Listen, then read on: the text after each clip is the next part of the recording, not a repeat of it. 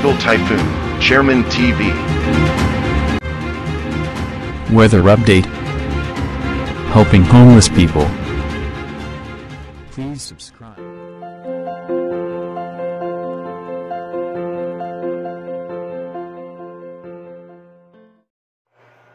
Magandang umaga ba, ito pang latest update natin ngayong araw para nga po dito sa minomonitor nating low pressure area na nasa western section ng ating bansa. Ito nga pong LPA na to o yung low pressure area, apektado po niyan ang Northern Luzon at Central Luzon.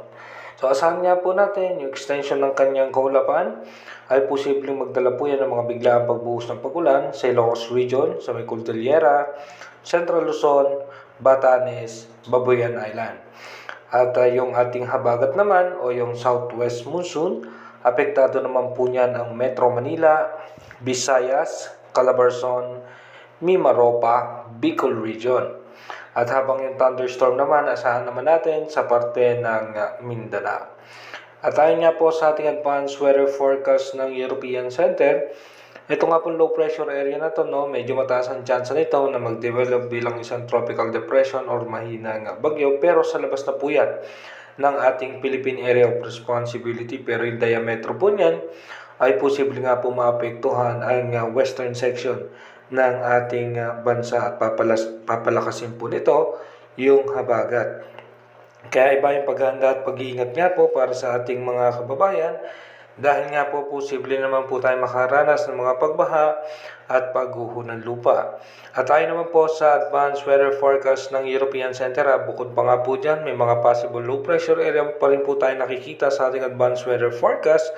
At lalo na po sa pagdating ng August 26, 27, 28, yung posibleng sama ng panahon na ating makikita sa ating advanced weather forecast. Dito nga po sa ating advanced weather forecast, patuloy nga po na magde-develop itong sama ng panahon na ito, pero mababa ang chance niyan na maglandfall sa ating bansa dahil patungo po yan ng China. At yung kanyang extension ng kaulapan, makikita naman natin na apektado po niyan ang western section ng ating bansa habang magkakaroon ng isa pang panibago sama ng panahon. Dito naman po sa may eastern section naman po ng Taiwan, at hindi rin natin ina-release yung posibilidad na mag-develop ito bilang isang tropical depression or mahinang bagyo.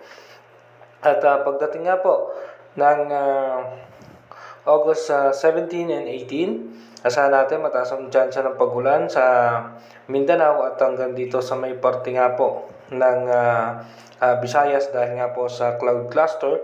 At pagdating naman po ng August 19 hanggang 20, asahan natin mataas pa rin po ang mga posibilidad na may mga pagulan sa may western section nga po ng ating bansa. At pagdating nga po ng August 21 hanggang 22, asahan natin na may mga chance pa rin po ng mga pagulan dahil po sa habagat.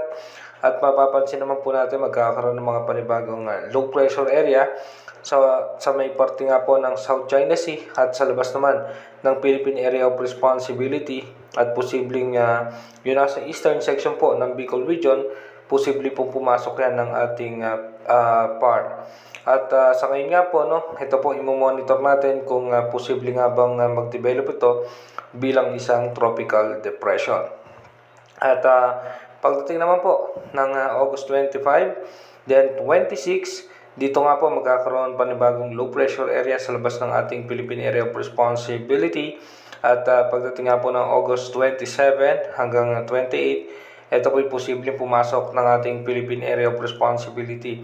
At sa ngayon nga po, yung pinapakita ng advanced weather forecast, posible nga pong maghati ito, maging dalawa, isang low pressure area at isang posibleng bagyo. Paangat naman po yung isa patung sa Japan.